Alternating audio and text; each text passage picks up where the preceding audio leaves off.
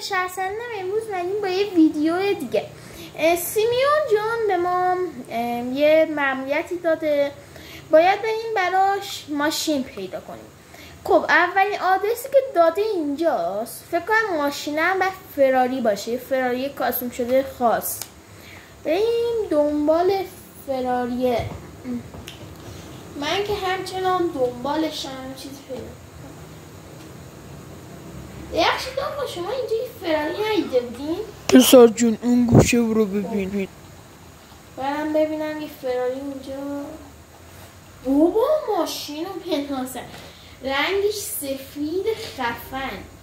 ببین یعنی از اون ماشین هست. داشت نترس رینگاشو نگاه، یه بالا عقب داره. حالا اسمشو شما اگر میدونی این بالای عقب اسمش چیه، اگر میدونی تو کامنت ها بنویسین بچه ها ببینیم اینجاش هم سیاه. حالا بریم توشو بشیم ببینیم خواستنش توشه.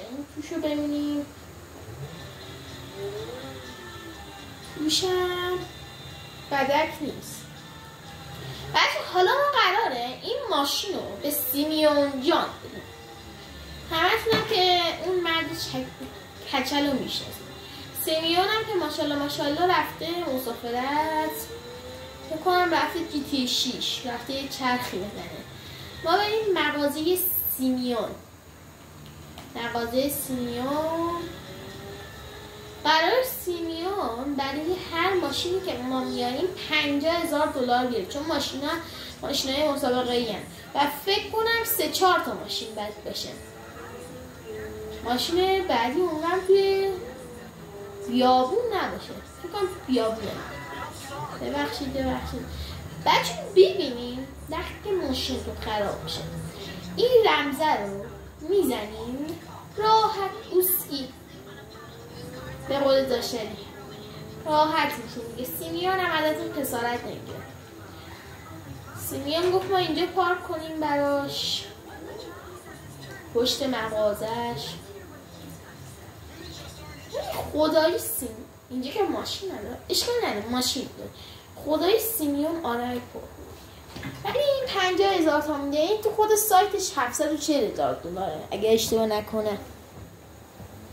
آقا خب ببین این ماشین گروه بالاساز. حالا من دلم نمیاد این ماشین رو بدم به سیمیون خب، و یک ایرادی داره و بالاسا رو نگاه کنیم. ببین برای اینکه بالاسا رو بخوایم بکشیم ما یک عدد تفنگ نیاز داریم و ببینیم میتونیم همینطوری سوارشیم. امیدوارم بشه. ببین نمیخوام تیرو بزنم ولی میگه مجبورم اینا رو بزنم. در چرا زدم؟ خب هیچ کار من نداشتم از که ماشین شدم. یا محمد علی هاشم ترین من فقط در رفتن دارم، هیچ چیز دیگر دارم نمیخواد. در برم ماشین لامبورگینی رو به چه روز. بعد آقای سیمیون عزیز به من میگه این ماشین رو خب بدون هیچ اسلحه، حتی میگفت هیچ کس دور و برش نیست. من باید این ماشین ازش 50,000 یعنی چقدر بگیرم ازش؟ $100,000 میده. خیلی پر میده. بریم مغازه سیمیون. یه رمز تعمیری هم بزنیم و سیمیون پول ما رو نمیده. سیمیون نامرد.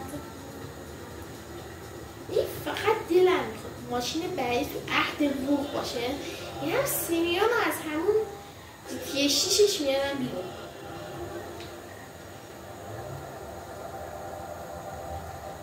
ما همجا پارک میکنیم بیرون.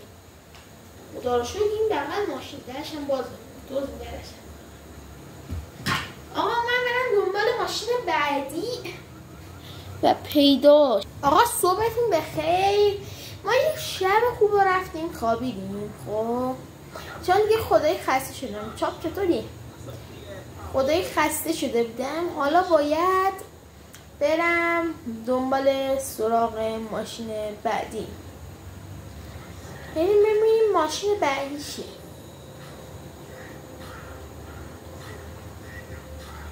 خب از این آقا سیمیون فکر کنم یه دونه ماشین یا 2 تا مونده. خب امیدوارم یه دونه مونده باشه. بگم چرا؟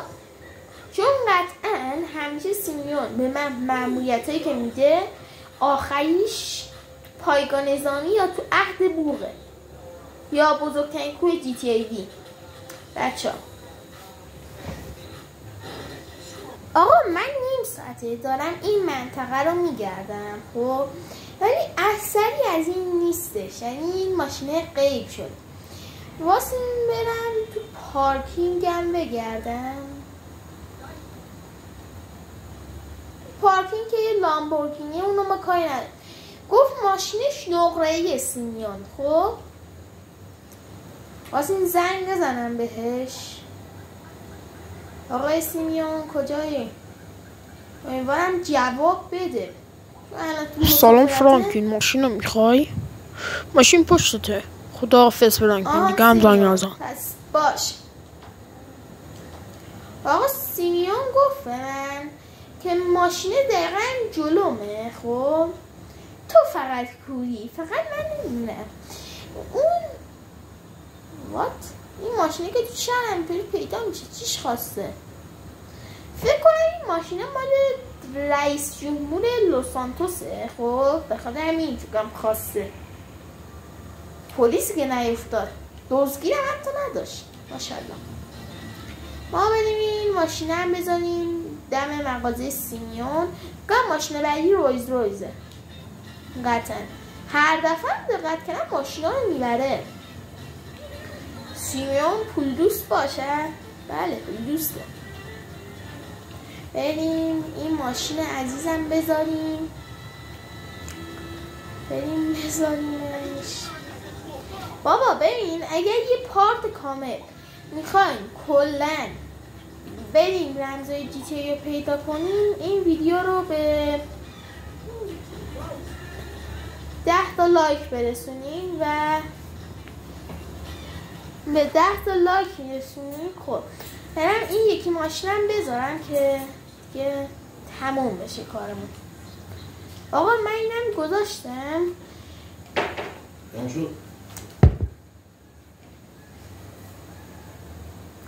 و حتما ویدیو رو لایک بکنین و ساب. ممنون.